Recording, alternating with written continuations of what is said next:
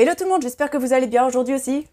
Aujourd'hui c'est les corrections du dimanche et on va aller chez Mathieu aujourd'hui. Mathieu est coach sportif, prof de yoga pour être plus précise, à Paris. Et il vient de s'offrir un joli appartement en plein centre. Il s'est fait un joli cadeau, il arrive à la cinquantaine et il a bien travaillé cette année. Alors il s'est dit, allez je me lance.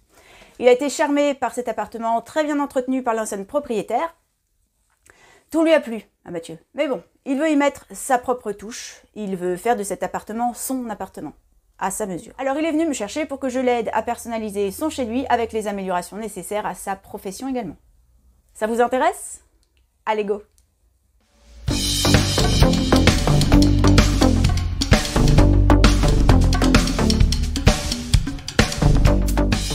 Allez, on commence. Je vous montre d'abord l'appartement en question.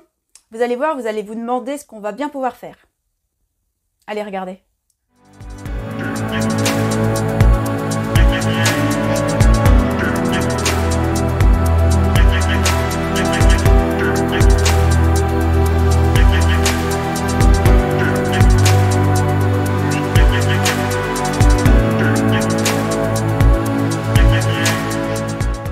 Il est pas mal déjà. Bon, revenons à Mathieu puisque c'est son appartement après tout. Alors la première chose à laquelle on pense quand on entend prof de yoga, c'est le côté zen, propre, fluide, presque minimaliste. On sait bien que le bien-être mental commence grâce à un environnement épuré. C'est donc dans cette direction que l'on va se diriger. On enlève le superflu et on garde les lignes droites. On élimine les coins inutilisables.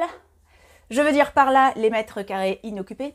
Et on les met à profit. À profit de quoi? Eh bien d'un petit coin yoga. Généralement Mathieu se déplace chez ses clients, mais il arrive que certaines personnes viennent faire leur séance chez lui.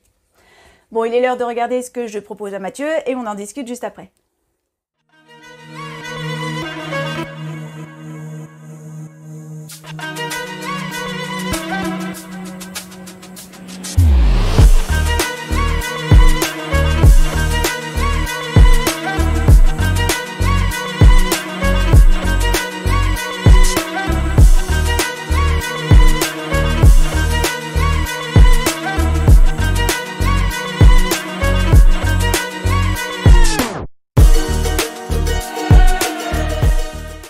Alors d'abord, vous avez vu, on a décidé de restructurer l'entrée. On a restreint l'entrée tout en lui redonnant sa fonction d'entrée, c'est-à-dire avec de quoi poser les clés sur une console, et avec des rangements pour le manteau, les chaussures, et justement un petit endroit pour pouvoir les mettre ou les enlever, ces chaussures. Les WC ont été expatriés dans la salle de bain, devenue salle d'eau.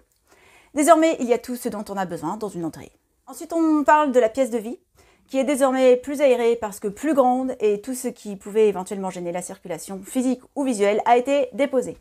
Plus de murs séparateurs dans la cuisine. On a cassé un peu de mur, après validation d'un expert du bâtiment, pour créer un coin yoga. On y accrochera le tapis de Mathieu, de petits bancs de yoga et Mathieu décidera lui-même de ce qu'il veut ajouter dans ce petit endroit. Bien évidemment, on n'a pas touché la cheminée. On a changé la couleur des murs et des rideaux et on a modernisé la cuisine, toujours avec des lignes sobres dans l'idée d'épurer l'ensemble. Dans la chambre, on a créé une armoire sur mesure, comme ça on n'a pas l'impression d'ajouter encore un meuble. Bon, je vous laisse regarder encore une fois.